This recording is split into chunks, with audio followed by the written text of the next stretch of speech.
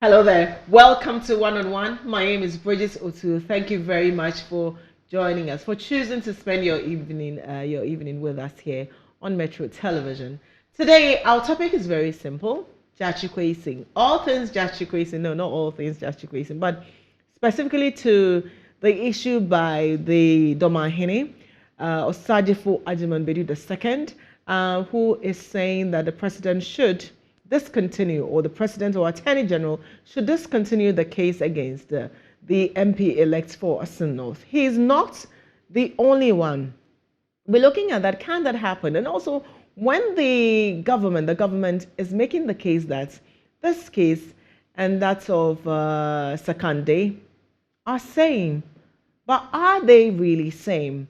We have a lawyer, a private legal practitioner, Osman Alhassan, to speak to us on this, to explain to us in very simple terms. I'm not a lawyer, so, and I'm sure a lot of you watching aren't lawyers, for all of us to understand and appreciate the context, the nuances of the conversation, of the comments by Ajimanbedu II, or Sajifo Ajimanbedu II, plus other people who are making same call. We'll be back to look at details.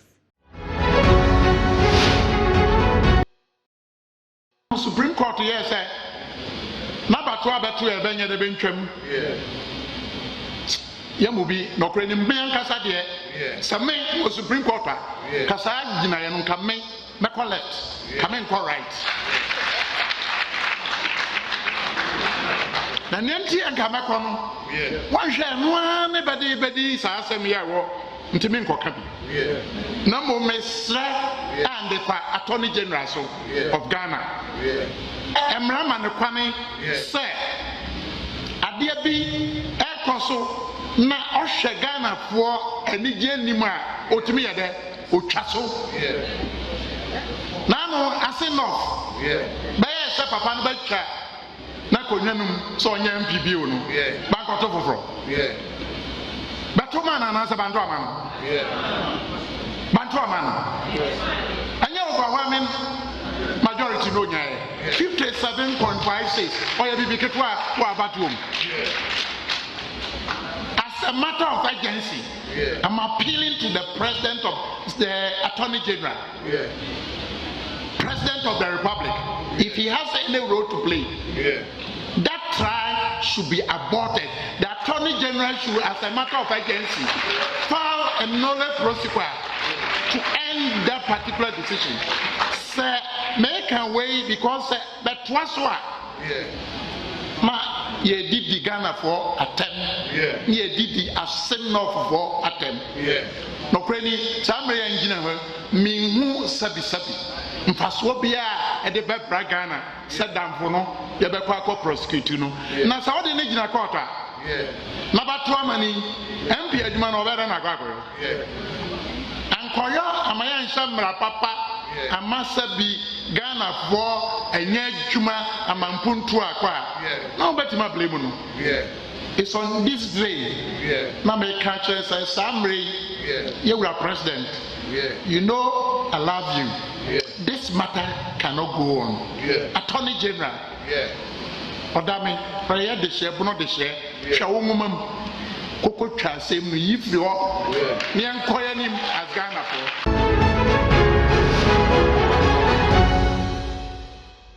Welcome back. Let me introduce my guest, Osman. Welcome to One on One. Thank you. Right. I just want to pick your quick thoughts on the comments by a judge and also a chief that the case against MP-elect should be discontinued. Just thoughts. Where he made it, was it appropriate? Is it even more appropriate coming from someone who is a judge? Okay. Definitely he spoke in his capacity as a chief. If you look at the platform from which he was speaking, I believe he will not make those comments in court, sitting as a judge. And I believe he made very fine distinction between his speaking as a judge and his speaking as a chief. Now, as a chief, he leads people. He's part of the social engineering process. And so there are times you look at the will of the people, you look at the interests of the people, you look at the future of the people, and there are times you look at the black and white of the law. So I believe in his capacity as a chief, he was speaking to address what he believed to be the wishes of the people and how it will inure to the benefit of our common growth. And as a chief, it was appropriate. Yes, as a chief, I think it was appropriate because that was not, in my opinion, that did not amount to prejudicial statement. It was an appeal to the Attorney General to enter a nolle prosequi. I mean, when we say a nolle prosequi, it's just a Latin expression that we use to flaunt our weight about. But it just means that discontinue the case. Just as the Attorney General did in the Aisha 1 case. So which means that at some point in time, as a nation, as the Attorney General, you are looking more than to just the black and white prosecution. You are looking at things that are nobler in the terms of the wish of the people, the interest of the nation, than prosecution. And that's why everybody thought that, oh, some particular prosecutions should have gone on, and they didn't. So, based on those, so if someone calls upon the Attorney General, I didn't see that as disrespect or disregard for the law, but I see that as a sight beyond the law, because the law is for a purpose, and the purpose are humans. Okay, so you don't put the cart before the horse. But in the same breath, he would not have made those statements as a judge. Why not? You know, as a judge, you are sitting in the chair of an umpire. So as a judge, you have interests of two litigants before you, and you are supposed to weigh the case of each of them on a balance, and you have to do so not only in a manner that offers justice, but in a manner that is seen and manifestly seen to be justice. So in the administration of justice, the rules, the commitments, and the interests are completely different from when you are in a different capacity. Yeah, so even if, of course, judges are humans, they might have interests in one case or the other, but it is your duty to conduct yourself in a professional manner such that everyone would see that justice is done. And it is in your interest to fight whatever interest you have in a matter. And that's why there's even an opportunity for a judge to recuse himself from a case if you find that your interest in the matter will not allow you to be just. Well, we'll come back to that, but what you said just brought my mind to something else about when judges are even removed from cases. When is it does it become necessary? When is it appropriate to either petition the Chief Justice to have a judge removed? One of them is if there's a real likelihood of bias. I think I mentioned this some time ago. Right. If there's a real likelihood of bias. Now, I must say that in our context, the real likelihood of bias is lowered. Now, if we were to go by the common law standards of what we mean by real likelihood of bias, and I can give you an example of a court clerk who was also a lawyer who happened to be the clerk of a criminal case. He was a lawyer in a different firm who was handling the civil aspect of that very case. That very case. Then the judges retire to pass a verdict, and because he was the clerk, he went with them. They returned a verdict. That verdict was overturned. This is a common law. That verdict was overturned because he was seen not to be part. That it didn't matter whether he said anything or not, but if an objective person looks at it, he will feel that no, there is an improper interference with the administration of justice. Okay. So you see the English standard? Yes. So if and that's where we got the statement from, that justice, not only must justice be done, but it must be manifestly seen to be done. Because you see, in the judicial system or in society, because everybody looks up to the judges as the final arbiters of your rights, your property, your life, actually. So they put them at a certain pedestal. Okay, so the standard of being there is also high. And so if you conduct yourself in a manner that, and that's why even in the Constitution, you see, Article 25, it says justice actually emanates from the people. It's only administered by the judiciary. So what does that mean? So it means that the justice that we must administer, it must sit well with the conscience of the people. So if the people are seeing it to be injustice, look at it again. Justice emanates from the people. So if what you are administering is getting repulsive action from the people, look at it again. You might find something that's not right. Also, we're told that there are certain circumstances where lawyers, if a lawyer or lawyers, group of lawyers complain about a particular judge, that judge could be subjected to, either transfer or moved. No, it's well. How does it? Yeah. Yes, I won't say it's the complaint per se.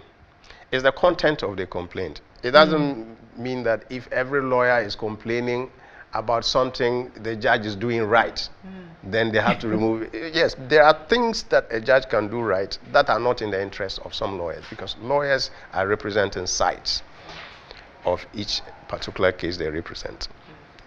So if the judge is doing it right and you are not happy because it's not in your favor, I don't think your complaint should be the foundation, the grounds for removing that judge or transferring him from.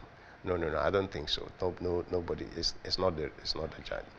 If the judge is removed, and in fact, if you say removed, here the Constitution has provided elaborately for the removal of it. It's not easy. It's to protect their independence because of the role they play in society and the status of their office. It's not easy. So because they want them to be independent. Because if you're not independent, you can't administer justice. If you are administering justice, and that's why I said somewhere that, you see, our Constitution has laid down the structures of governance very beautifully, but we have, from time to time, very illegal interference from government into the structure. And so it gives, and I was saying that, you see, the Minister of Justice that's been attached to the Attorney General, that is very, very, in my opinion, very illegal and unconstitutional. Why do I say so? Because, you see, administration of justice constitutionally is conferred on the judiciary. And who has the judiciary? The Chief Justice. So it is everything about the Chief Justice and the judiciary. Now, if you appoint an Attorney General as a head of government and you add Ministry of Justice to it, you will have to question yourself, what role would he be playing as a Minister of Justice? Would he be taking part in the appointment of judges? Would he be taking part in the administrative rules of justice, judges, transferring them?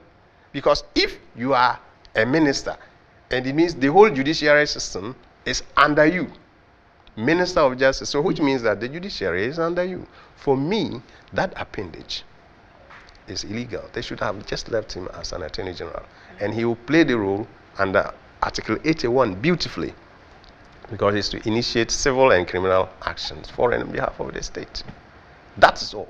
And so if the ministry aspect has put him in role sharing with the Chief Justice, you will now understand why certain things or movement of a judge will have a connotation or an impression among the people.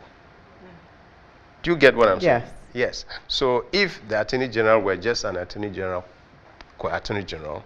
as he is created by the Constitution, I don't think people will have a problem. But if you are a Minister of Justice And then the judge, who is a judiciary under a minister of justice, now have his minister before him advocating.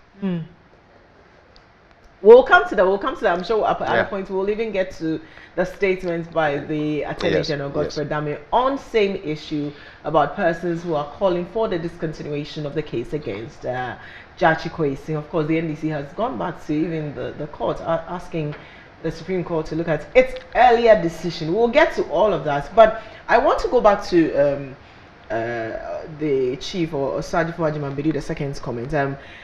Does his words carry any weight? I mean, what difference does his word make? Well, as a chief, and giving the recognition and status we give to chiefs in our society, in fact, people will comply to the instructions of chiefs than they will do to constitutional injunctions, because they see their chief. So definitely what a chief says means a lot to the people he's lording over. And so, but we have to also acknowledge that his call was just an addition to other calls. You see, but because he is a chief, and not only a chief, but he's also a judge, a high court judge. So definitely his statements carry weight. So the reaction, the kind of reaction that we've had, because like you said, it's not the first time someone has made that statement, but he shot it up, sort of, it peaked with Ajimambedi II. So the kind of reaction we've had, is it not legitimate? I don't want to use the word not legitimate. Was it expected? You know, the kind of reaction that we've had to his call, including the Attorney General having to respond with a statement to that. Okay, well, I don't know the reaction you are talking about, but I am aware of the reaction of the Attorney General. Right. And a few members of Parliament. I mean, it went viral. Everyone's talking about it. Yes, okay. Yes, so everyone is talking about it, as I said, because he's a chief. And he said it more forcefully. Yeah. He was more direct. And he knew what he was saying because he's a high court judge. Yes, so he knows what he was saying. Yes, it's like chasso. Okay, so chasso, I like that. because he's looking at it from this point of view that even in the light of all the prosecutions, the people still elected him, and so it speaks volumes that perhaps the people in the interest of whom you think you're administering justice don't think you are administering justice. And so nolle prosequi doesn't mean that when the Attorney General enters a nolle prosequi, it doesn't mean that the person is not, or the case is not good. Okay? And most of the time, they say the Attorney General is not even bound to tell anybody the reason. I have my reservation with that because of Article 296 of our Constitution, which requires every exercise of discretion to be governed by certain rules. But it's a discretion of the Attorney General, and mostly people have agreed, majority have agreed, that he doesn't need to even communicate the reason to anyone. But it doesn't also mean that the facts and the evidence do not support the charges. So there's this constant, comments by persons in the opposition that the judiciary and in fact the association itself, the Ghana Bar Association, is in bed with the government. They only come out when something is against the government, and the GBA president made a statement that kind of confirmed that he was in this back and forth with a governance Agbaja. Do you get that as a lawyer, that you feel almost like attacked, that you're in bed with government? How do you feel about such comments when you hear them? Well, I have always had my reservation about the activities and the status of the Ghana Bar. For me, I think we are not strong where we should be strong, and we are weak where we shouldn't. Explain. I understand it, but I want you to explain with examples. Yes. That would make more sense. Okay. Yes. Yeah. For instance, when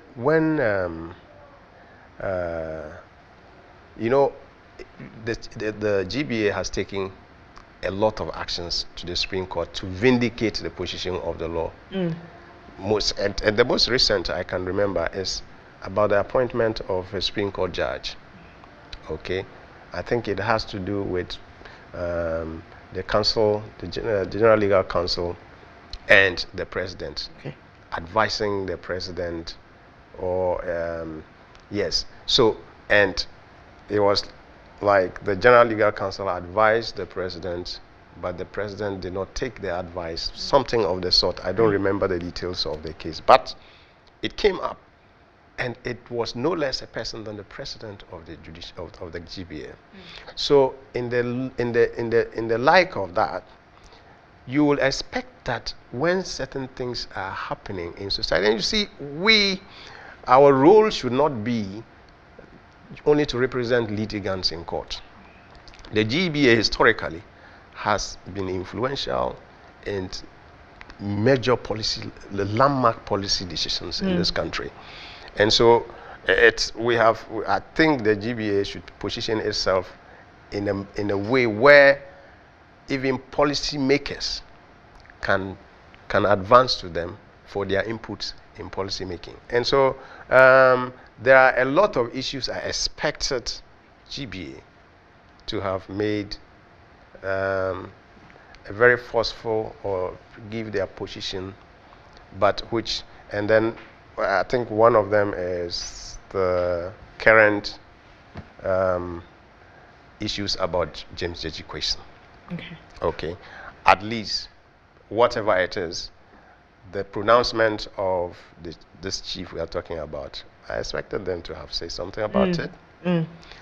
The statements of the president, I expected them to have said something about it. So that silence lends credence to the fact that, okay, when it's against government, they're quiet. But when they feel directly attacked, then they come with their defense. Yeah, so even the feeling, the fact that people feel this way in itself, you see, when you are distant from a body and you can feel, you can sense that there is no fairness, there is no objectivity in the role they play, it means a lot. And you see, in judicial system, perceptions are as dangerous as realities. Right. You see, even if it's not real, but the people think that this is how it is, they will take the law into their own hands. And so the same way reality of unfairness or injustice will make them do. Perception of injustice. Yeah, but that's a big indictment on the GBA, the Ghana Bar Association. No, it's not. It's not. If, as I have said, if I expect the GBA to make a certain pronouncement, and they don't, so obvious, like a sore thumb, and they don't, like this issue. Yes. So if I say I expected them to do so and they didn't, it's not an indictment, is it? And if it's an indictment, I think I legitimately hold the right to do so. No, but I mean, the president makes a comment like that, like GYAKYE QUAYSON will go to prison and he cannot work from prison. Yes. And even persons who are not lawyers with raised eyebrows, like, what is the president saying? Correct. Does he know what is going to happen? Is he going to? I mean, you don't need to be a lawyer. You don't need to have gone to law school to know this. Exactly. Basic. Yes. And they were quiet about it. Yes. So that is our concern as well. That's our concern as well. And if people have the perception that they are in bed with government, well, they need to do something. They need to do something about that perception, whether it's real or not.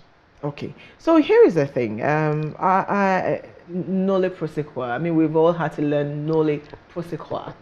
We're all learning that. So, I listened to my boss here at Metro TV, Dr. Randy Abi, mentioned that, look, Aisha Wang, right? The AG filed that nole prosequa on her behalf, and this was a woman who was, in quotes, wanted for engaging in illegal mining, galamsey, and that was done. Yes. And this man here, MP, representing a constituency, that at the time, he filed, he had heard, per what they were saying. I mean, the court hasn't ruled on it, but let's go with what the narrative is now, that he wasn't. But now he's on the right, he's been re-elected. So why can't Attorney General file nolle prosequa for him? So what's going on here? Why was Aisha One entitled to that and not GYAKYE QUAYSON? Well, and so that's what I was talking about. That sometimes you look at nobler reasons, the reasons that are nobler than strict adherence to the letter of the law. Because the law is there to yield a certain outcome. And so if the administration of the law, by its strict application, will yield something other than what it is supposed to do, then you need to go beyond it to achieve the end. You see, law is not an end in itself. It's a means to an end. And so if you can achieve the means by another way, which is legitimate, and that's why we say legitimate, which means that even within the context of the law, you see, and law should not be understood as just the black and white that we write. Okay, if you look at our constitution, even the decision of judges, which might not be written as black and white, they are part of our law. Their interpretation of the meanings of the words in the law are part of our laws. Customs are part of our laws. So it's not in the totality of the law. You will have to find a way of getting justice, because that is the end. Justice, the kind of justice that sits with the conscience of the people. You can't do that within the context of the law in totality without following a certain black and white somewhere.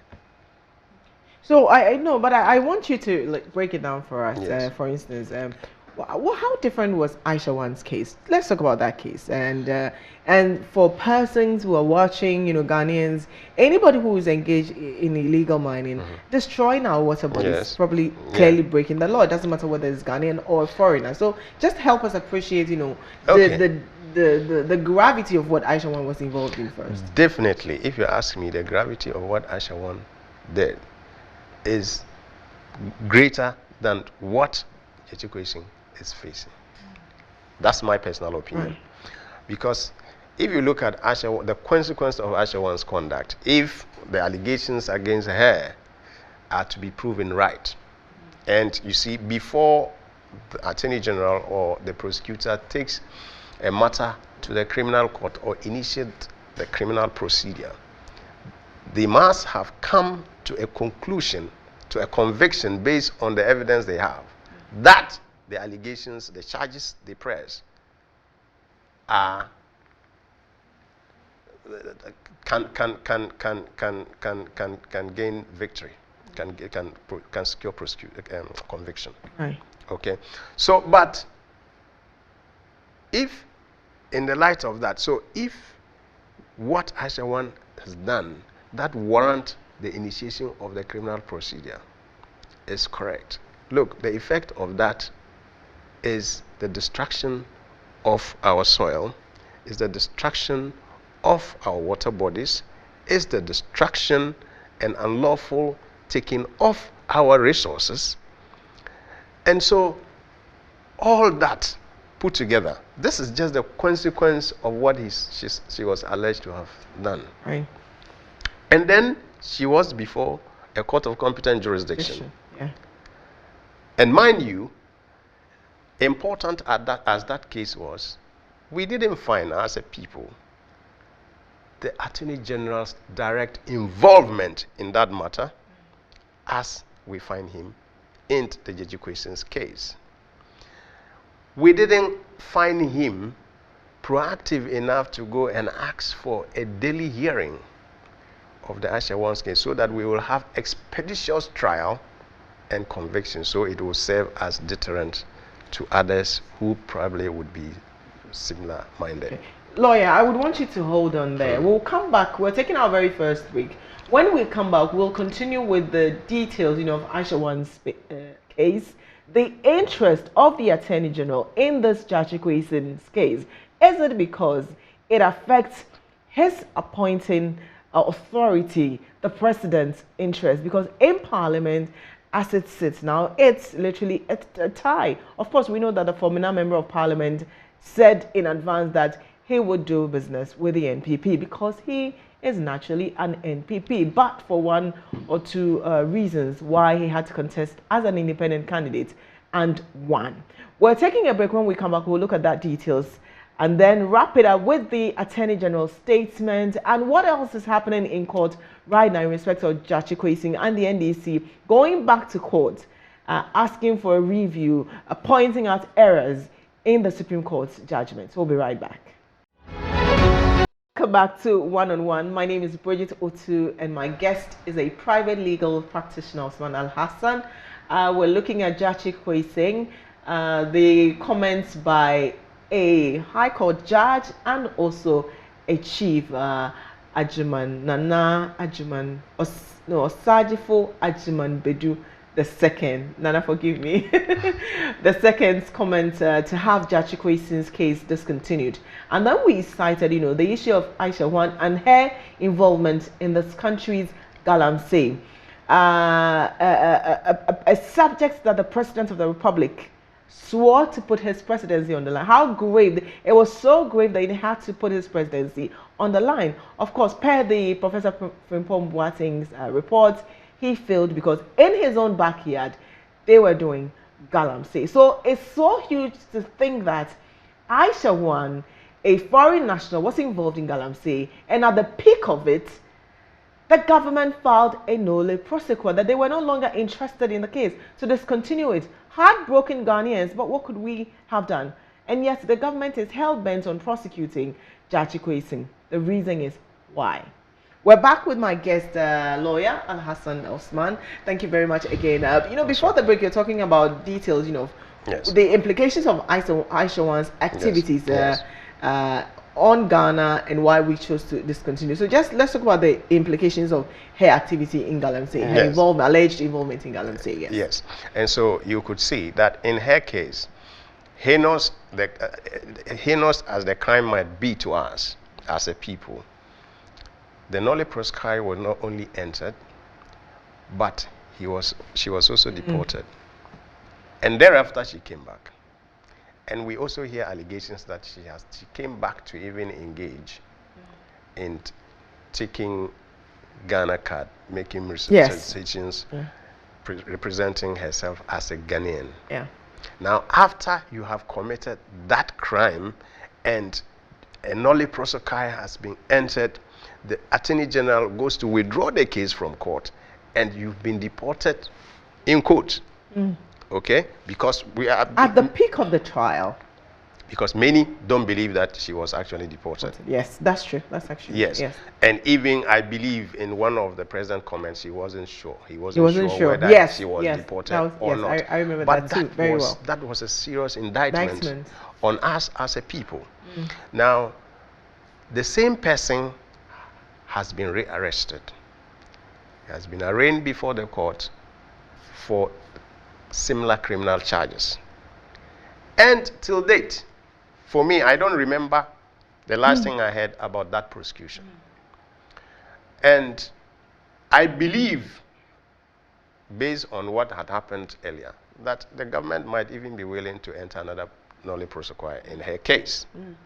And so if a chief or the people of, I think it's not only, I think Martin Pebu. Yes, he said also, I have that here. We'll talk about, yes, he did. Yes, I think he was even the first person to make that call.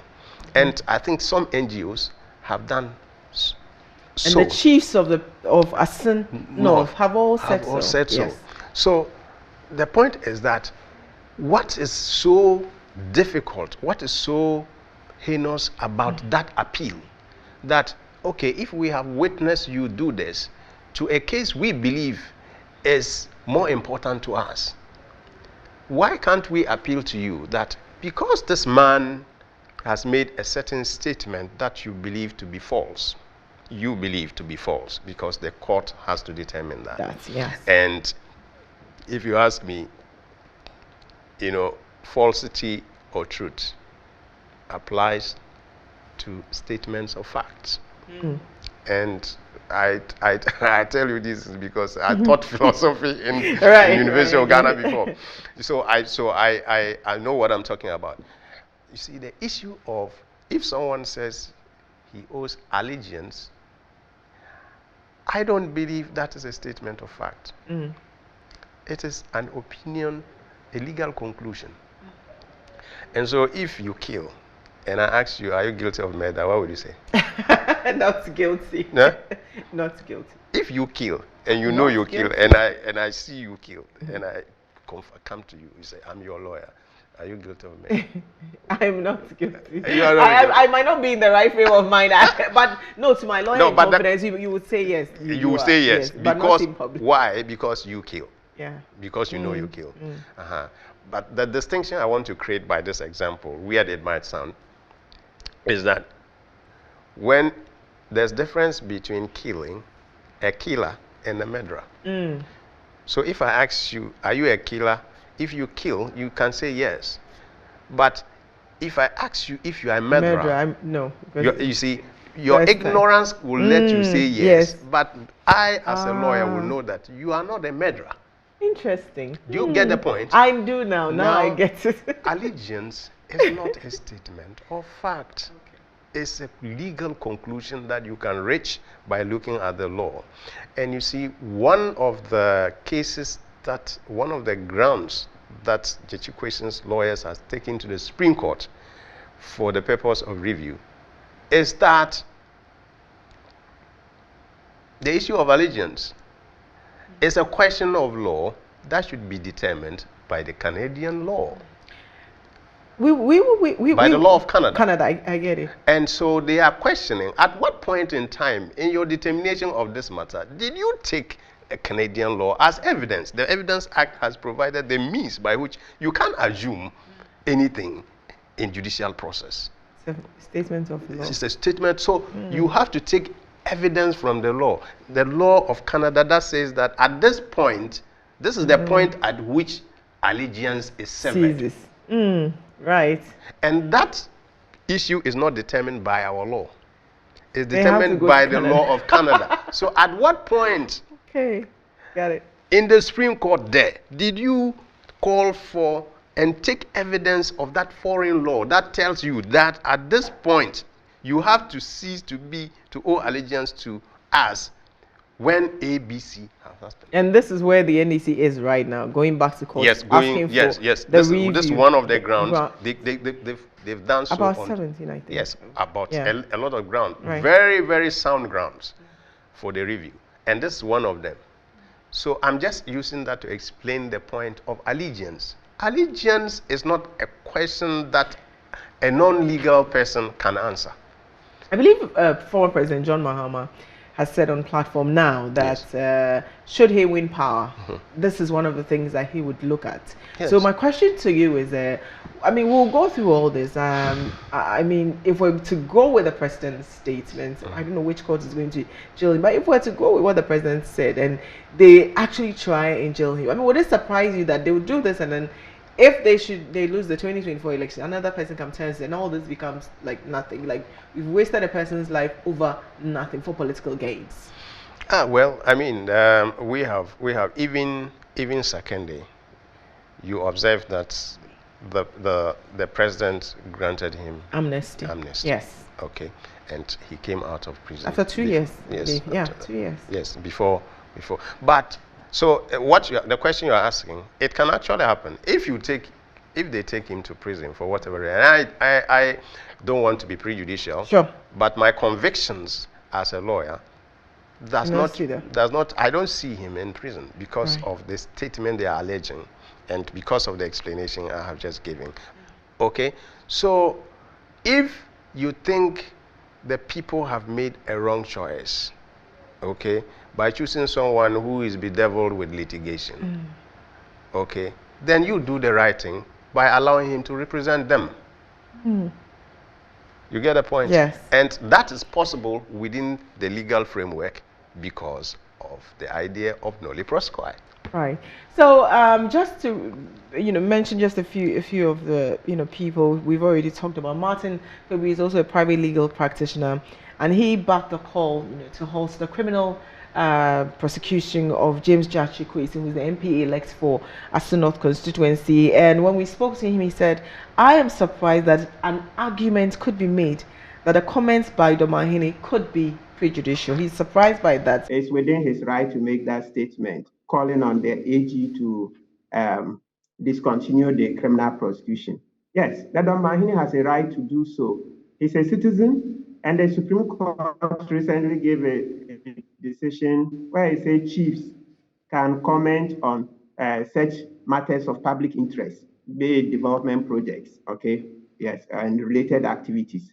So a criminal prosecution is also a form of a development project, because when you enforce the law, when you do criminal prosecutions, you are helping to move the country forward.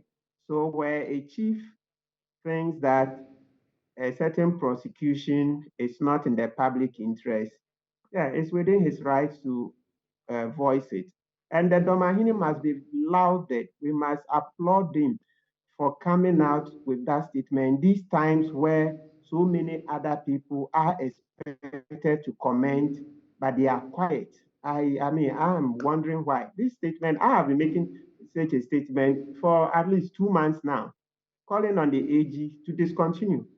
Yeah, I've said it on various platforms. And also the traditional leaders, we talked about it, of Assin North constituency, they also appealed to President Akufo-Addo and the Attorney General to also quit the prosecution of GYAKYE QUAYSON in court, and that was on July 4. And also a member of the General Legal Council, I know I'm coming there, Sam Okudzeto Ablakwa. Sorry, Sam Okudzeto, the old man, right? He's a member of the General Legal Council, not Ablakwa. They share the same last name. No, not Ablakwa. Sam Okudzeto. And he rather condemned the comments by DORMAAHENE, and he even called it that it is, I think, stupid or nonsense, and if he were to be there, he would have asked him to be sacked. Were you surprised that such comments, utterances were coming from somebody who should have known better, in quotes, who was expected to have known better, talking like that? Yes, I'm surprised, but I don't have any reason to be surprised, because I think he's made such comments over time, and he makes them at the time you least expect him. Well, if he were objective and keep making those comments across board, if you were objective, making comments of wrongdoing in society all across board, then there's no issue. But if you are selective in making those things, I mean, somebody made reference on a different platform to comments he made about even a High Court judge who overturned the decision of the General Legal Council about a lawyer. And that wasn't good enough, because and we have seen a lot of other things that are going wrong everywhere, even including our own judicial system. But he is not making quiet. Yes. So, but why would you? And if he were to make the same comment about the president's statement as well, okay, right? Then it's fair. Then it's fair. You would say it's fair. Yeah. You say it's fair. But you pick and choose. Yeah. And say and you speak very unprintable words about the person, a High Court judge, about a High Court judge and a chief. So in that regard, I would say he might mean well, but I wouldn't believe that he means well, because he is not applying himself equally to all the wrongdoings we perceive and think are wrongdoing within the same society. And it's all because of politics. Of course. So, is it also because the chief and judge, Osajifo Ajimamedi Deseki, is also seen as somebody who toes a certain line? And so when he says something, instead of people to look at it to speak like you in law, they look at it with a political lens. Well, that you can't control about people. Even now, okay, even as we speak, right? They are putting us. They are in boxes. Yes, people are profiling I'm already us. in a box. Good. So it is very difficult now for anybody to speak, and for people to listen to you objectively, and assess the content of your statement. It's difficult. Now, what they do is they are listening and trying to profile you and where see you are, where does it belong. You get a point. Blue, red, or green. Exactly. I get it. Exactly. I get it. Yeah, people do that either unconsciously or consciously. Right. But either way, it doesn't take away the substance or the truth of the person's statement. Now, but if you are also biased, people also see. Sure. Okay, so if you are... So even if you are biased and you make a true statement, they still won't take it. Exactly. Because you're coming from a place of, implicit, bias. Bias. Okay, so if you have been biased consistently over a period of time, now even if you are saying something that should be taken seriously, people will think you are playing your usual bias. Okay, so to the Attorney General's statement, I'll read a bit of it if you've not heard of it or you've not read it or any of the stories. I just want to read just a bit of it, okay? And it's a press release that was issued on the 4th of July. And it says, the Office of the Attorney General and Ministry of Justice, that's where the issue is, Office of Attorney General and Ministry of Justice, has observed with serious concern the increased tendency for various persons, including members of the legal profession of considerable standing, to run extremely prejudicial comments. So in this, they are even not just saying prejudicial, extremely prejudicial comments pending before the court.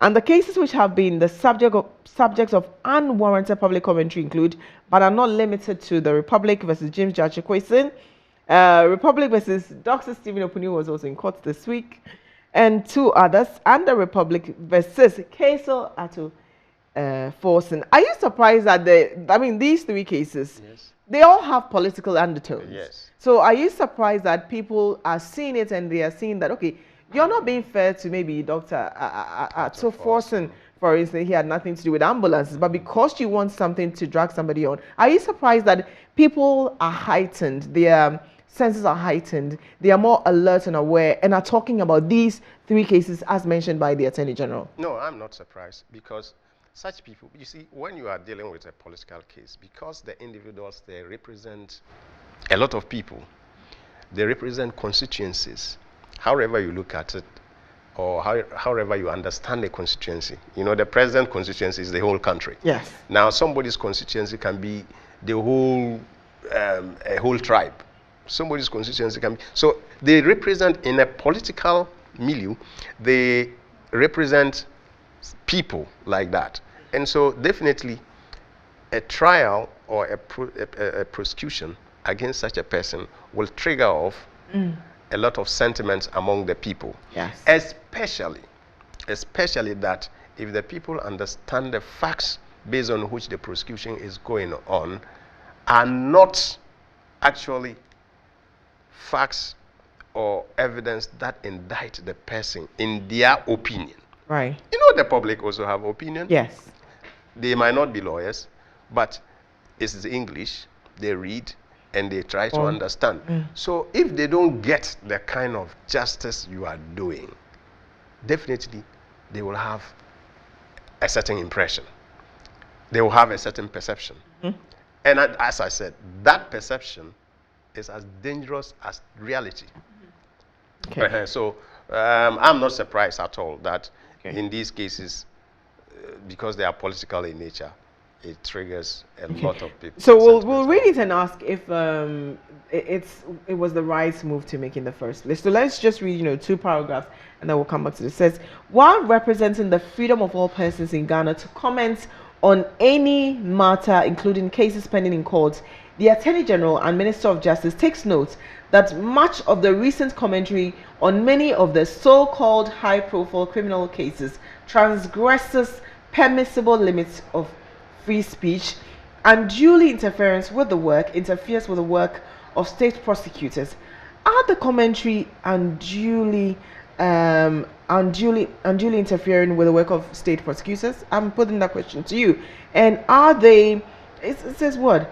The criminal nature, the so-called, transgresses permissible limits. What is permissible limits of free speech? What does he mean by permissible? I mean, you understand this now. Yes. What does he mean by permissible levels of free speech? You see, the statements, the general nature of the statement makes it difficult for us to assess it with the standards and with the limits that we all know, because there's no particular references to statement. You know, he didn't refer to anybody. Yes. He just said. But he's saying commentary. But he's spoken in reference to those cases. So let me pick. Yes. If I pick in the case of GYAKYE QUAYSON and what Osadiyo Ajimembedu II said. Yes. So he said discontinue the case. Yes. Is that beyond the permissible? So right? the question is, what is the permissible limit? What is Now, the permissible limit is that, you see, when a matter is pending in court, in a court of competent jurisdiction, whether criminal or civil, it is not proper, or in fact, it is contemptuous for anyone to make comments that are prejudicial, or to do something that interferes with the due administration of justice. Right. Do you understand? Yes. Okay. Now, you can do that outside the court or in the court. And so, you know, as our we always say, we divide the contempt into two. That contempt in facie curia and contempt ex facie curia. Please, you have to outside the face of the court and inside the face. Good. In the face of now the court. He's on our level. so if you are somewhere and you make comments that prejudices the conclusion or the decision of the court, which is still pending, they might say, okay, it transgresses permissible limits. Okay. Now, this is the limits we know. But if the decision has already been rendered by the court, every other person has a legitimate right to criticize that judgment in a manner that does not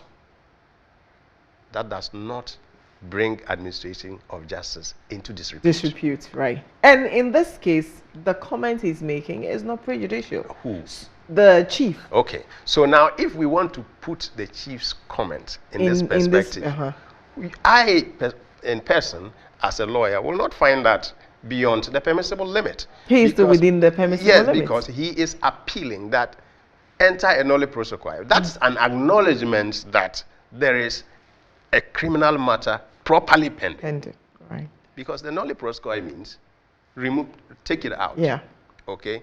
And the taking it out, as I explained, does not mean that he is prejudicing the outcome of that case. No, he's simply saying that perhaps the continuation of that case is not in the interest of the generality of the society. Why? Because the man is representing a whole constituency in parliament now. So if you keep hurling him up and down in court, the representation of the people will suffer. But that's exactly what the president wants, because the president said this man will be going to court, you know, day in, day out. And not only that, the court has also ensured that there's a daily hearing of his case. Okay, so that is what he didn't want the people to do.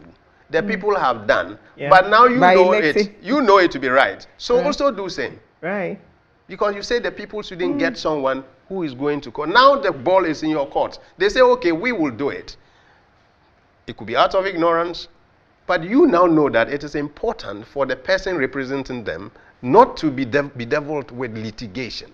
So if you have the power to stop the litigation for him to represent the people fully, why won't someone appeal? to you for that. I can't believe that we are like gradually running out of time. I really can't believe it. But I'll just read just two more paragraphs, especially that's point 6 and 7, and says that the Attorney General, I'll just do the final, it says the Attorney General finally cautions that no immunity, listen to that, no immunity is conferred by a person's position in Parliament.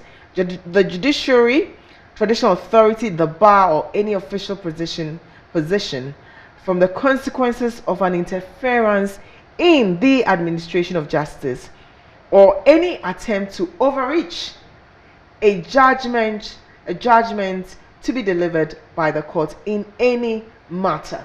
We respect the due process. And they end with 2 exclamation signs. I mean, to tell you how either angry, how serious, the tone of it. Why is this Attorney General so angry? What's wrong? What's going on? So before I get to why he's so angry or whether he's angry or the tone, the tonation, or even the necessity of these write-ups. Yeah.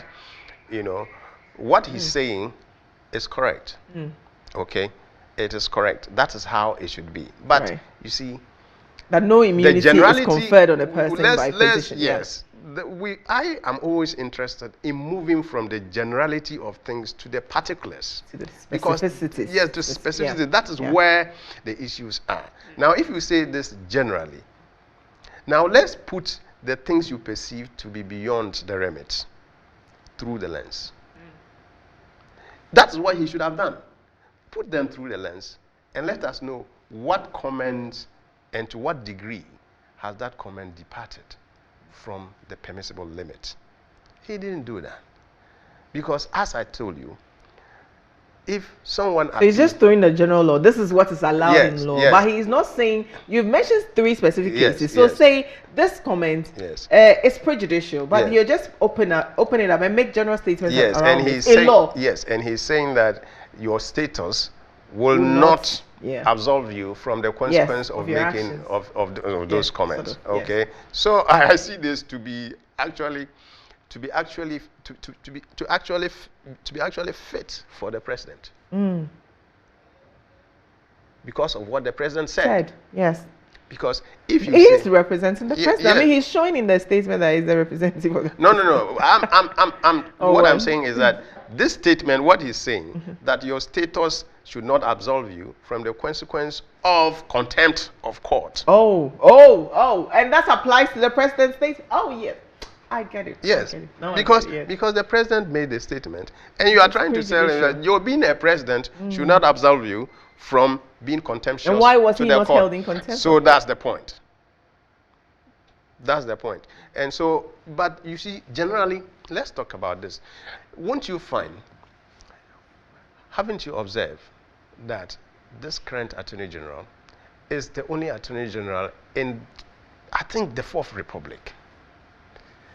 Going back in history, let me end it at the 4th Republic. Is the only Attorney General who has to contend with the citizenry on comments that he believes are prejudicial. And he has to make those, he has to respond to that time and over. And for me, sometimes, if you think something is not right about people, but because that is a reaction to something that you do and believe strongly that it is right, you need to pause and look at what you are doing, because others didn't have to contend like this with the citizenry. Okay? Now, let me give you example. Now, I think he quoted Article 17 somewhere. Yes. To mean, there shouldn't be... Yes, that was the point 2. The Attorney General respectfully reminds Ghanaians of the principles of equality of all persons before the law enshrined in Article 17, Clause 1 of the Constitution. No person living in Ghana, citizen or non-citizen, is above the laws of Ghana. Yes. Right. And you can see that the Speaker has endorsed that by saying they should avoid selective justice. Right. It's the same thing as equality before the law. Right. But if you look at the seriousness with which the Attorney General has attached to one particular case out of all the serious cases that we have had in this country, including murder of very, very people of considerable standing in our society, members of parliament, lecturers, my favorite lecturer, I must say. And journalists. And journalists. Yes. You see, Professor Bene. This man teaches you international law as if he made it. He was killed in cold blood. Right, right. Members of parliament were killed. Look at Major Mohammed's case. How many years? Look at the policeman who has just shot a woman dead. Yeah. What do you hear about it? 5 Asha One bullets. is here. So many of them. They They are are right. political in nature.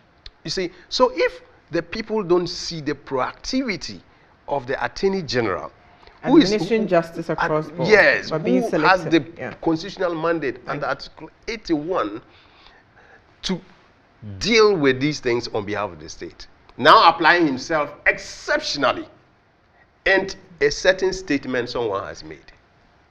What would you think about Article 70?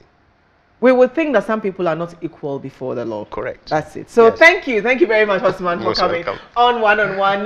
My name is Bridget Otu. I cannot believe that we've exhausted our time. Thank you so much for joining us. I'm so glad. I'm sure you learned a lot. I learned so much. But what I loved about it most was that it was very simple for all of us who are watching, who are not lawyers, to understand, follow, and know what's happening in the country with the cases, and see if there is just justice being administered or selective justice targeted at persons who are not pleasing to the president or the Attorney General's eye. My name is Bridget Otu. Thank you for watching One. See you. Of course, you can leave your comments on social media, and see you again next week.